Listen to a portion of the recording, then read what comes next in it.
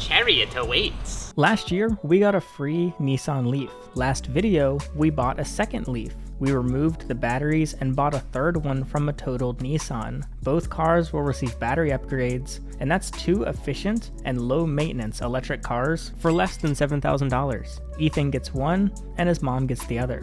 But he had a problem minutes before finalizing the battery swap, realizing it was punctured in shipping. Which brings us to today. It's that right there.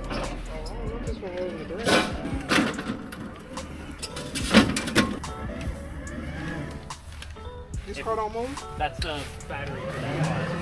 Yeah. The battery is being returned, and he bought another one. Bye-bye, Leaf. Battery. Watch it literally fall off. I like how he didn't say anything about how we have 2. We got this battery, and it's covered in rust, as you can see. So I did a bit of prep. I'm going to cover it in some black rust reformer just to make sure it stays as rust-free and as safe as possible, really, for as long as possible. I'm giving this car to my mom, so I want her to not die from a battery fire. Doing a thorough physical inspection this time showed no noticeable issues. Today it gets installed, and we deliver the first Leaf to Ethan's parents, which would normally be a 5-hour trek through the mountains, but will be substantially longer, accounting for charging. Crap. Yeah, that was a mistake. Usually you would wear a mask while doing this. However, I haven't had enough lung poisoning yet in my life. I need to catch up, you know, with like the rest of my generation who's smoking and vaping and stuff.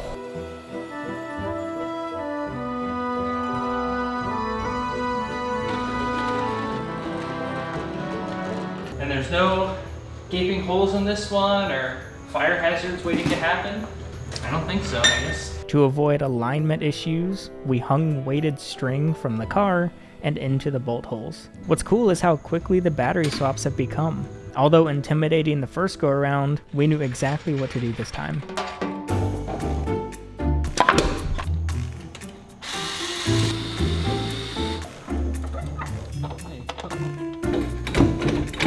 Oh, yes.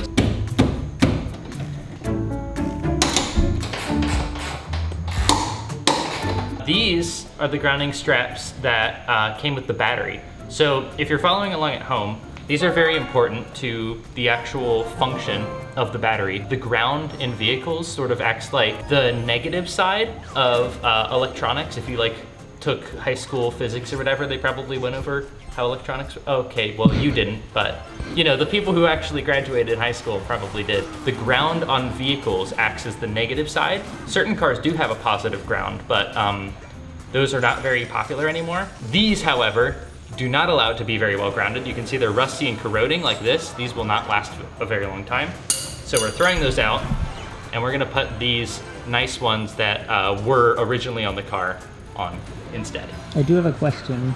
Yes. How do you ground something if the car is lifted by rubber? The car itself is grounded, it's grounding itself.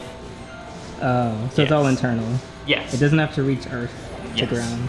Mm-hmm. Yeah, it's not really like a ground in the standard sense of a ground where it's like as a protection. In this case, the ground is one side of the electronic circuit.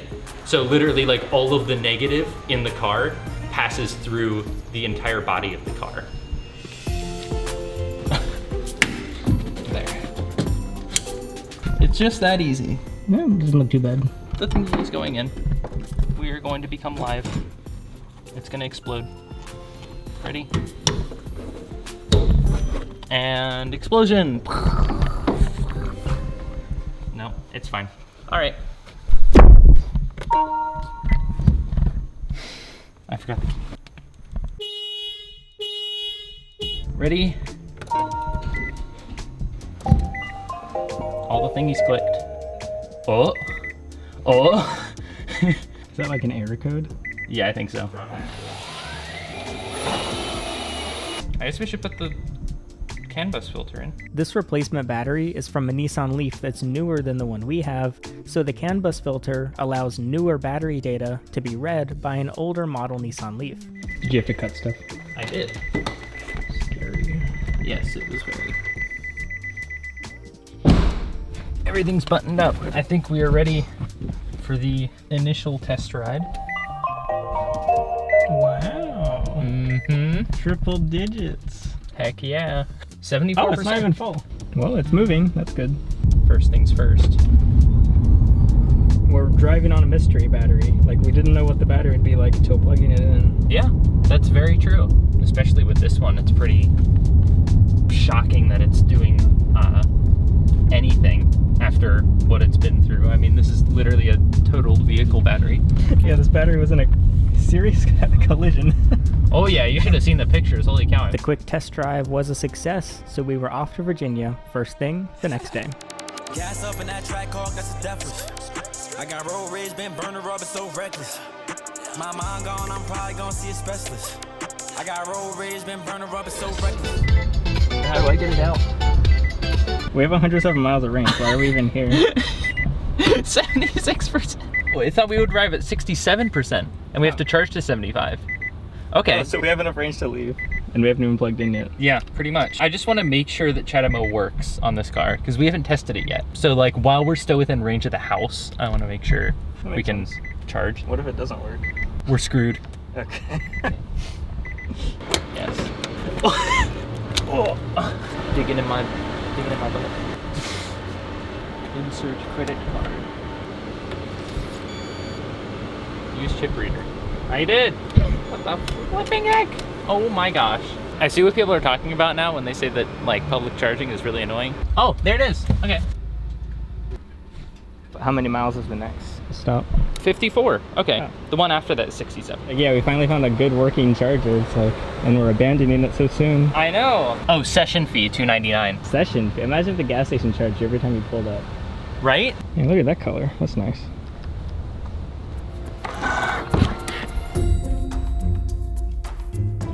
To know how much battery remains in a Nissan Leaf, you get two displays. First, the battery percentage, and second, 12 bars. Less than 20 miles into our drive to the next stop, the car read 60%, which should be about 7 or 8 bars, but suddenly the bars dropped to 1. Very low battery charge. Search for nearest charging station.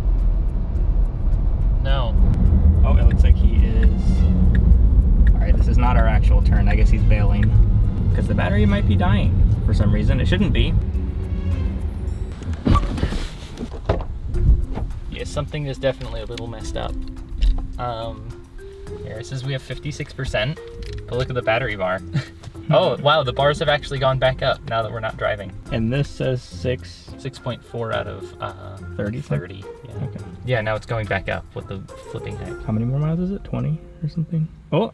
Yeah, it keeps going up when we're stopped. So it's like based on voltage maybe? If the percentage is right, which it probably is, then we're good. However, if everything else is right, then we're kind of cooked. Yeah. Can I take my phone, please? Can I have my phone? Can I have my... Oh, there. Okay. What a cutie. He's so happy. Going up that hill, it went down to like 13 miles remaining and it's a low battery. Oh.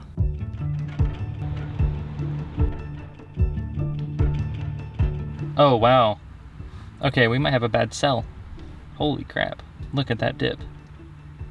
Yeah, this battery might be bad. Crap.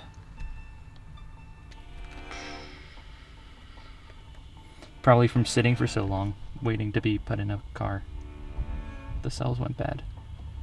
Shit. Purchasing totaled Nissan Leaf batteries is a little bit risky. It's basically sight unseen. There's no product photos of the actual battery. All you see is a picture of the car that it's coming out of, which is just a crunched up vehicle. The company he purchased from actually does not offer refunds either. Instead, they only offered an exchange. The problem is there's not that many crashed Nissan Leaf batteries available at the same price. In fact, the company didn't even let Ethan pay extra on top for the second battery in the case that he wanted to upgrade to a nicer one since the first one was unusable. Instead, he was given no options and they just sent him the only other battery similar to this one. This was not Ethan's first pick of a battery. In fact, he was concerned about it before it even arrived because it had clearly been sitting for a very long time and it was a very high mileage battery. But because the choices were between a punctured battery and an unknown battery, he decided to take the gamble and see if the second battery would be any better. So sure, the battery was not punctured,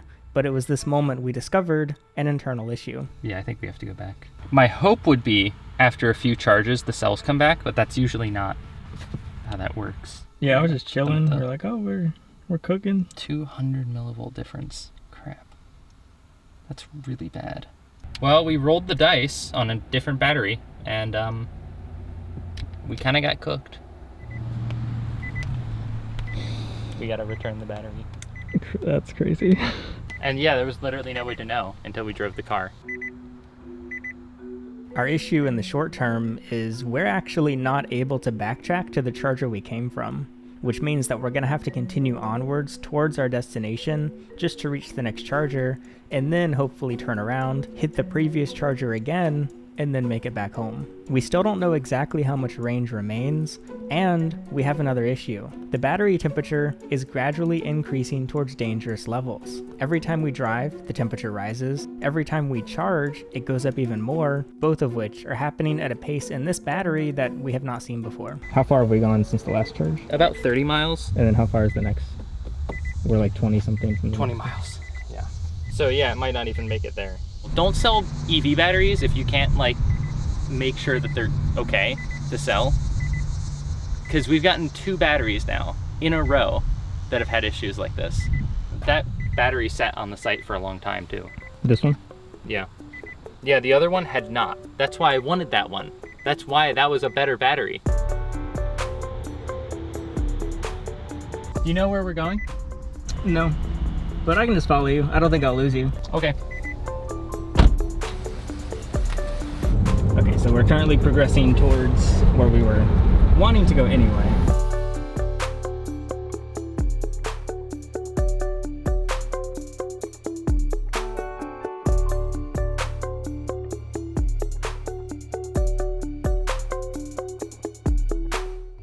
Okay, status update.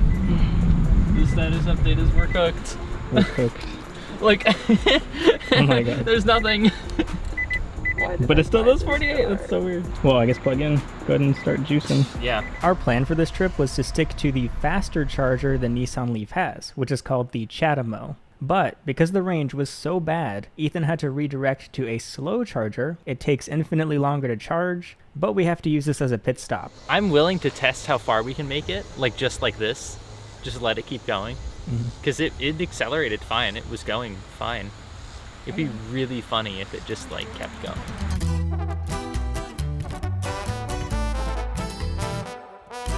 Well, we may not have a working Leaf, but we do have inauthentic Mexican food. Ah, yes. Authentic. You look so disappointed. Just like that, we're back from getting fake Mexican food. 103 miles. So is it like skipping over the cell? Yeah, definitely bad cells. Think the crash damaged cells, or do you think it is just from storage? It could have damaged cells, yeah. Considering like this one part of the pack is getting really hot for no reason. Wait, what are the 2 pink lines? Other parts of the battery? Yeah. Oh wait, is it not showing one of the sensors? Sensors 1, 2, and then it doesn't have 3. Okay. Look at this graph. Higher temperatures are bad for the cells in general. So if we can recover this battery, I'd rather not ruin the cells more than they are destroyed already. So now we're taking the Tesla to a gas station. Oh yeah, we're doing that.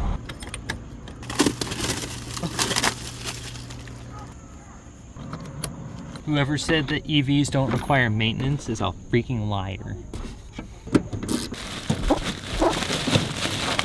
When did it start happening? At like 60%? Yeah, it was literally like, I think 70% that it freaked out. We got it down to 50%, and that's when it said like 0% left. Yikes. Yep. He's putting 1 ice cube at a time. It's a handful. Did Ethan mention that they relisted it on the site already? Yeah. Did they really? Is Yeah. it cheaper now?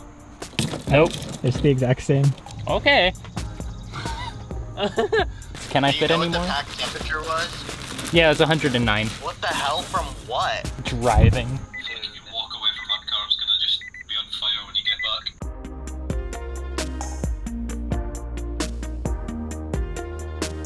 back. This route does not forgive. There's Yeah, there's no service on this road. There's no towns, it's just a back road into Durham. Durham.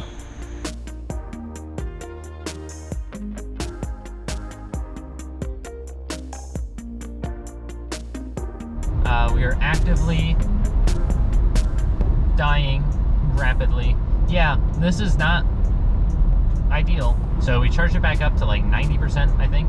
And it seems like it might be enough to get back to Herb House. But we are hypermiling. We are going very, very slowly to try to get as much range as possible. All right, well, I guess I'm just gonna keep vibing. 47% allegedly. However, it's flashing and there's no power. Jeez, this is not great. The battery's pretty hot too. I think it was like 115 last time I checked. It's just cruising, which is crazy to think that it literally doesn't think that we have any miles and we're just going. I think the pack voltage is about a 300 millivolt difference, which if you know anything about batteries is absolutely terrible. 4.7 miles per kilowatt hour too.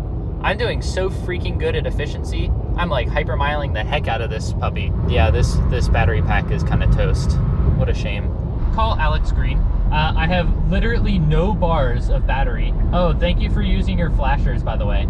Yeah, I was like, man, he's way back there, so I figured you were probably, because I was going 50, so I figured you were probably going slower. Oh my gosh, it's almost at a 460 millivolt difference. Well, there's a neighbor coming up on the right. If we do have to emergency pull out. Oh, okay, now I'm in turtle mode.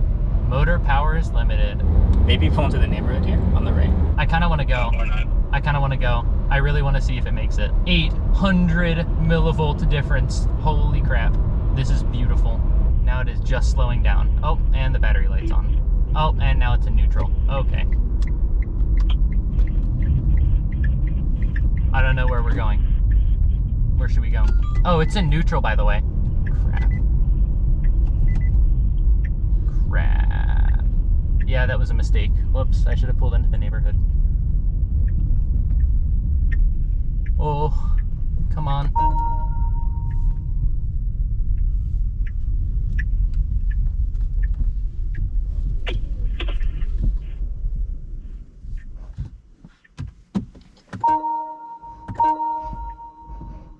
Low battery charge.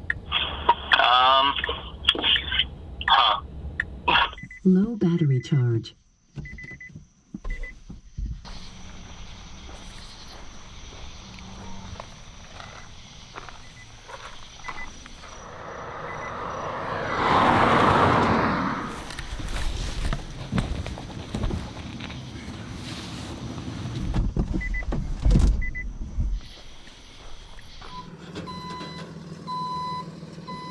At face value, getting a tow is not a big deal, but there's still this deeper feeling that comes along with it, especially when it's a car you've invested time and energy into trying to fix. It's the ultimate admission of failure, and a drive of shame as you follow the truck back home. Ethan had now rolled the dice on 2 batteries and lost both times. Over the next week, he continued driving the Leaf around town with this faulty battery. Very low battery charge. No. Search for nearest charging station. No. Low battery charge. Oh. Press button to check.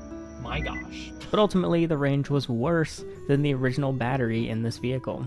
Not to mention the constant overheating. The seller had no more comparable batteries, so Ethan hopes to return this one for a full refund. So his mom's Leaf delivery is halted for the time being, but Ethan's Leaf is ready to be driven up to his college, which is done in the next video.